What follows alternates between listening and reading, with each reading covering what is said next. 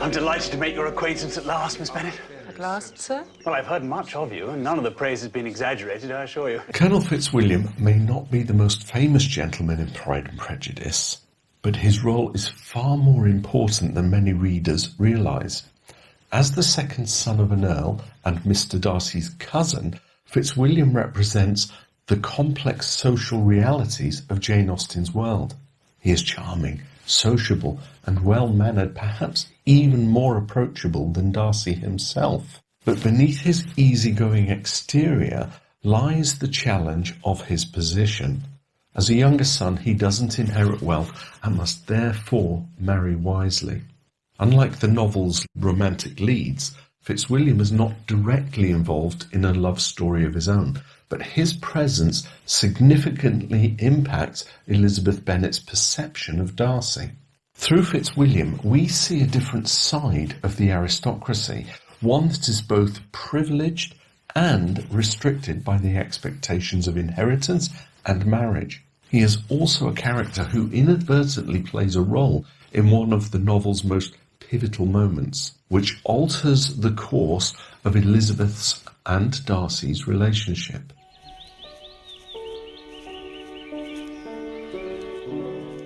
Although Fitzwilliam is not the central character, his presence in Pride and Prejudice serves a crucial purpose.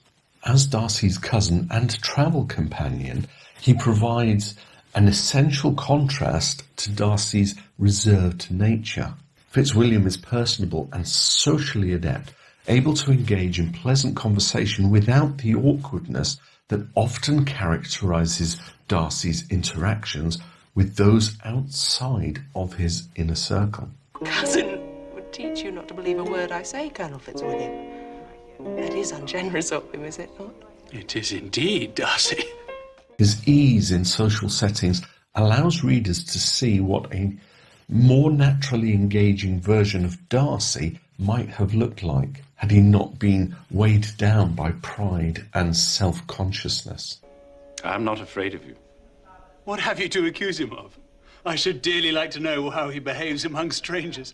Beyond his role as a social contrast, Fitzwilliam is also an unwitting catalyst in the novel's central romance. When he casually mentions to Elizabeth that Darcy recently saved his friend from an imprudent marriage, he doesn't realise the profound impact his words will have. I understand that he congratulates himself on having lately saved Mr. Bingley the inconvenience of a most imprudent marriage. To Fitzwilliam, this is simply an example of Darcy's influence and care for his loved ones, but to Elizabeth, it's evidence of Darcy's arrogance and manipulation. This moment leads directly to Elizabeth's fiery rejection of Darcy's first proposal, setting the stage for the dramatic shift in their relationship. You're disposed to think his interference officious? I do not see what right Mr. Darcy had to determine and direct in what manner his friend was to be happy. Fitzwilliam also serves as a bridge between the aristocracy and the novel's middle-class characters. While Darcy initially struggles to navigate the expectations and emotions of those outside his own social circle, Fitzwilliam demonstrates a more adaptable and pragmatic approach. He understands the limitations of his own position and acknowledges the necessity of marrying well, making him both a product of his class and a figure of realism in Jane Austen's world.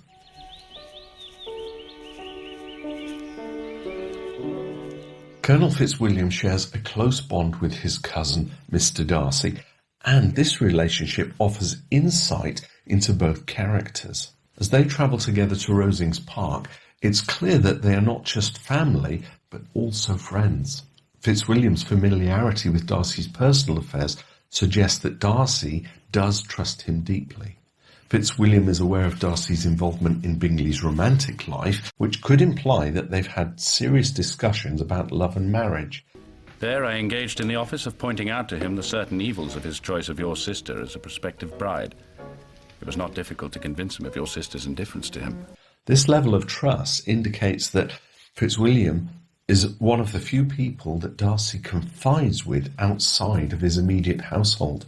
In contrast to Darcy's reserved and often severe demeanour, Fitzwilliam is relaxed and sociable. This makes him an effective foil to his cousin, highlighting Darcy's struggles with social ease. I have not that talent which some possess of conversing easily with strangers. While Darcy hesitates to express himself and often comes across as cold or proud, Fitzwilliam engages freely in conversation and knows how to navigate social situations with charm and diplomacy. I hope we shall see you frequently at Rosings while we're there. I'm fond of lively conversation. Well, this you do not find at Rosings Park. Fitzwilliam's connection to Georgiana Darcy is less explicitly detailed in the novel, but given their family ties, it is reasonable to assume that he plays some role in her life. As a well-respected and honourable military officer, he likely serves as a positive male influence in contrast to the deceitful Wickham. Although Jane Austen does not delve into his interactions with Georgiana, Fitzwilliam's protective nature suggests that he would have supported Darcy in shielding her from Wickham's manipulation. And we can presume that Fitzwilliam had some dealings in the affair, since Darcy writes in his letter to Elizabeth, This, madam, is a faithful narrative of all my dealings with Mr. Wickham, and for its truth I can appeal to the testimony of Colonel Fitzwilliam. This confirms that Colonel Fitzwilliam was fully aware of Wickham's past misconduct, particularly regarding Georgiana, and reinforces the idea that he was a trusted ally in protecting her. It also reinforces Elizabeth's understanding that Darcy isn't just making a statement, an untruth, if you will, by suggesting Fitzwilliam is in the know, and knowing how well Lizzie and Fitzwilliam get along, I think she wouldn't question the Wickham story at all.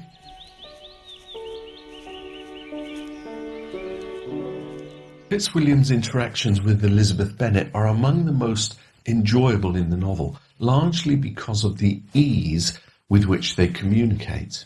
Unlike Darcy, who often stumbles through conversations with Elizabeth due to his awkwardness and inner conflict, Fitzwilliam is confident and good-humoured. He immediately appreciates Elizabeth's wit and intelligence, and she in turn finds his company agreeable. I believe you play and sing, Miss Bennet. Oh, a little and very ill. I wouldn't wish to excite your anticipation. Despite their friendly rapport, there is never any real suggestion of a romantic attraction between them.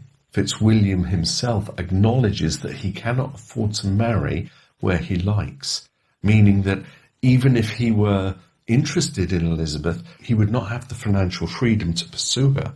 This makes him more pragmatic than Darcy, who ultimately chooses love over social expectations. Fitzwilliam is fully aware of the constraints placed upon him by his status as a second son, and he does not indulge in romantic ideals that he cannot afford to fulfill. Had Fitzwilliam been wealthier, it is possible that he and Elizabeth could have been a viable match. However, as it stands, their relationship remains one of mutual respect and enjoyment, with no deeper romantic implications. But certainly from the honesty that Fitzwilliam displays with Elizabeth, he does show his integrity. Now, how about a what-if scenario? This might be fun to explore. What I'm going to do is go into my audiobook mode, and I'll create a chapter for this. So if you want to skip this bit, just move to the next chapter. And we'll call this audiobook section Colonel Fitzwilliam's Confession.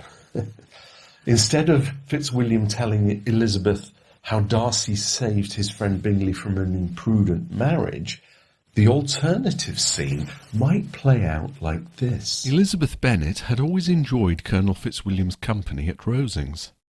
Unlike Mr. Darcy, who seemed burdened by every word he spoke, Fitzwilliam conversed with effortless charm. She had grown to appreciate his lively wit and his easy manner, and if she had ever thought of him romantically, it had been only in passing amusement. After all, she knew well enough that he had no fortune to offer, and that he himself had admitted he must marry for wealth. And yet, something in his demeanour today suggested a weight upon his mind. As they strolled along the shaded path leading toward the grove, Fitzwilliam fell into an unusual silence. Elizabeth, sensing a shift in his usual joviality, glanced at him with curiosity.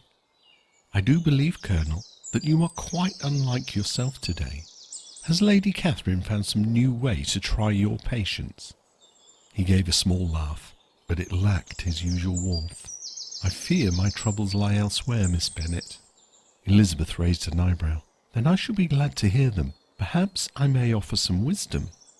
Fitzwilliam sighed, looking away as if searching for the right words among the swaying branches overhead. At last he spoke. "You must know, Miss Bennet, that I have come to regard you very highly." Elizabeth tilted her head, a playful smile tugging at her lips. "Indeed? I hope this means you will not tease me so mercilessly about my impertinence, Colonel." He exhaled sharply and turned to face her. "Elizabeth," he said, more earnestly than she had ever heard him speak before, "this is no jest. I have struggled against my feelings, knowing full well that they are impractical, and yet I can no longer keep them to myself." Elizabeth's smile faded as she realized the meaning behind his words. "Colonel Fitzwilliam?" he pressed on, determined. "I had no intention of falling in love with you. In fact, I have always known my duty to find a wife of means, to secure my future as my family expects me. But Elizabeth, these past few weeks in your company have made a mockery of my so-called sense. You are the most extraordinary woman I have ever met, and I cannot help but imagine what my life might be if I were free to choose as I pleased." Elizabeth's heart gave an unexpected flutter, but she remained steady. "But you are not free to choose, are you?" she said softly. "You have made that quite clear before." His expression darkened, and he shook his head. "No, I am not, and that is the cruelty of it all. If I were the eldest son, if I had the means to offer you a comfortable life, I would—" He stopped himself, looking away as if ashamed at his own helplessness.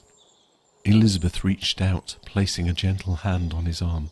"I am honoured by your words, truly, but you must not torment yourself with impossibilities. We both know how the world works. You are a man of duty, and I am hardly the heiress you require." Fitzwilliam's jaw clenched. "It is unjust," he muttered, "that a man's happiness must be determined by the accident of birth." Elizabeth sighed, offering him a sad but understanding smile.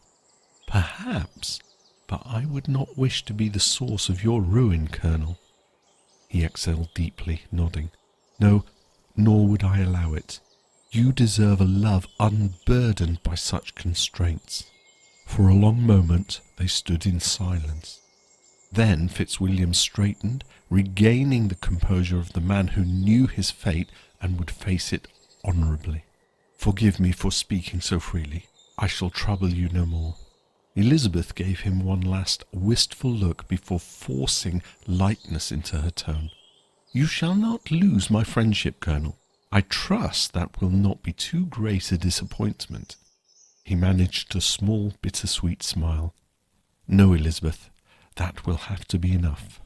With a final nod, he turned and walked away, leaving Elizabeth standing amidst the rustling trees, watching as another path, one that might have led to something unexpected, closed before her.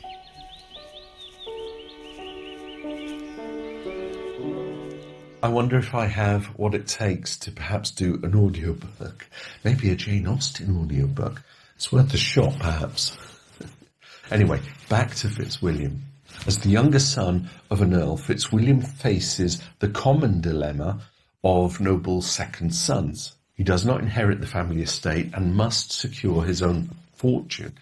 In the aristocratic structure of Jane Austen's time, primogeniture dictated that the eldest son received the bulk of the inheritance, while younger sons often had to find careers in the military or the church or the government. Fitzwilliam chose the military career and has attained the rank of colonel, a respectable position that suggests both competence and dedication.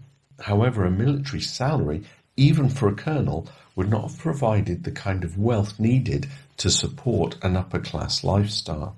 His admission to Elizabeth that he must marry a woman of fortune highlights the financial pressures that even well-born men could face. While Darcy can afford to marry for love, Fitzwilliam does not have that luxury. His circumstances reflect a broader theme in Pride and Prejudice, the necessity of strategic marriages, not just for women, but for men as well. Fitzwilliam is a reminder that social class and financial security dictate personal choices, often at the expense of personal happiness.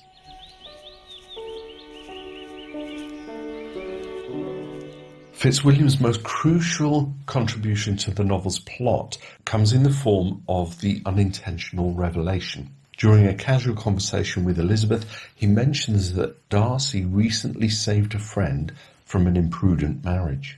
I understand that he congratulates himself on having lately saved Mr. Bingley the inconvenience of a most imprudent marriage. While Fitzwilliam likely views this as an example of Darcy's wisdom and influence, Elizabeth immediately realises that the friend in question is Bingley, and that the imprudent marriage is his potential union with her sister Jane.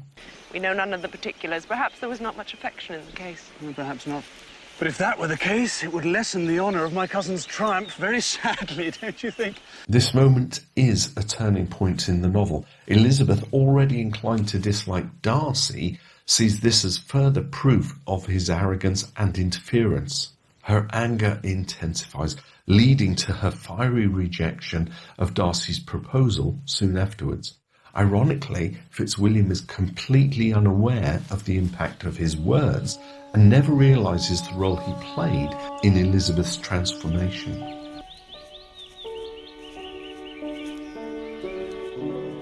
Since Fitzwilliam must marry well, several potential matches come to mind. Caroline Bingley, with her fortune and ambition, could have been a practical choice, though her aspirations for Darcy might have prevented such a match. Georgiana Darcy is an unlikely option due to her close family ties. There's also Kitty Bennet. If she improved her manners and social standing, which might have proved a possibility. So let's explore these possibilities a little closer. Caroline Bingley, Georgiana Darcy, or Kitty Bennet. We know Caroline Bingley is ambitious and determined to marry well, preferably to Mr. Darcy. Shall we be quite safe here, Mr. Darcy, do you think? Damn silly way to spend an evening. Given Colonel William's aristocratic connections, he would have been a suitable match in terms of rank, but there are reasons this might not work. There are financial concerns. Caroline is wealthy, but comes from trade, and while she desperately wants a titled connection, Fitzwilliam needs a wife with money. It's unclear if Caroline's wealth would be enough to make her a desirable match for him. There is personality clash. Fitzwilliam is affable and easygoing, whereas Caroline is haughty and socially calculating. What does she mean by scampering about the country because her sister has a cold? Her hair, Louisa, or her petticoat. He may not tolerate her condescending attitude towards others. He also has a preference for lively company. He enjoys Elizabeth's wit and conversation, so he might not find Caroline's manner appealing. Shall we have a verdict? Possible, but not ideal. He might consider her for financial reasons, but personality differences would probably make for an unhappy marriage. Then we have Georgiana Darcy, the familial and respectable match. Since Fitzwilliam is one of Darcy's guardians and has a close relationship with Darcy, he would be a logical suitor. However, there are key reasons why this pairing might not work. The family ties and guardianship. As her guardian, a romantic relationship could be seen as inappropriate, though not unheard of in that era. Age and personality. Georgiana is shy and reserved, while Fitzwilliam is sociable. Would she be comfortable with him? Would he find her engaging enough? Financial security. Georgiana is an heiress, meaning he wouldn't need to worry about money. But her wealth also gives her options. She may prefer someone closer to her own age and temperament. The verdict? Possible, but problematic match. It might make sense socially, but Jane Austen doesn't hint at any romantic dynamic between them. Kitty Bennet. Now I like this one. It's a romantic and unexpected choice. Kitty Bennet, often overlooked, could be that interesting choice. She is younger and somewhat silly, but she has potential for growth. Without Lydia's influence, Kitty matures into a more refined young lady, especially since she spends time with Jane and Elizabeth. Personality compatibility? Fitzwilliam enjoys cheerful company, and a more mature Kitty could be a lively and affectionate wife. Social differences. The biggest obstacle, of course, is her lower status and lack of fortune. Would Fitzwilliam, despite his easy manner, consider marrying someone from a lesser background? Possibly, but only if he were deeply in love. Verdict? It's unlikely, but it is intriguing. If Kitty grows into a more sophisticated woman, this could be an unexpected but happy match.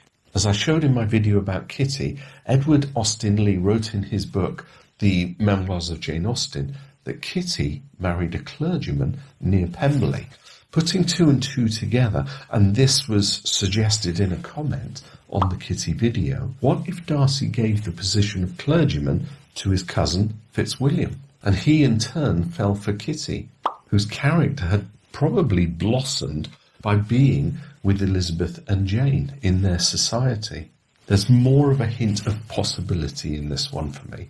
Of course, we can never know. Jane Austen never wrote a novel about a second son of an Earl who had to join the military and had to marry well to secure his fortune or happiness.